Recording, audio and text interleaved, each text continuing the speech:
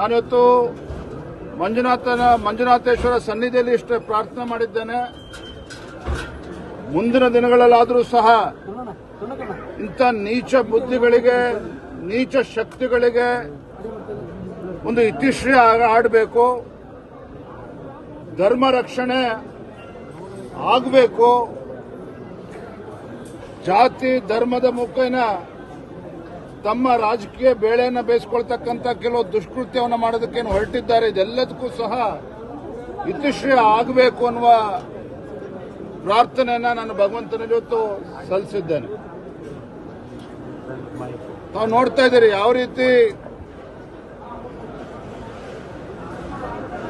ಅಪಪ್ರಚಾರಗಳು ನಡೀತಾ ಇತ್ತು. ರಾಷ್ಟ್ರ ಮಟ್ಟದಲ್ಲಿ, ಅಂತಾರಾಷ್ಟ್ರ ಮಟ್ಟದಲ್ಲೂ ಕೂಡ ಸಾಕಷ್ಟು ಅಪಪ್ರಚಾರ ಆಗಿ ಇವತ್ತು ಮಂಜುನಾಥೇಶ್ವರನ ಕೋಟ್ಯಾಂತರ ಭಕ್ತರು ಇವತ್ತು ಕಣ್ಣೀರಾಗ್ತಾ ಇರ್ತದಂತ ಕೂಡ ನಾವೆಲ್ಲರೂ ಕೂಡ ನೋಡಿದ್ದೇವೆ. ಹಾಗಾಗಿ ಎಲ್ಲದಕ್ಕೂ ಕೂಡ ಇತಿಶ್ರೀ ಆಗಬೇಕು ಅನ್ನುವ ವಿಚಾರವನ್ನು ಇಟ್ಕೊಂಡು ಇವತ್ತು ಧರ್ಮಸ್ಥಳ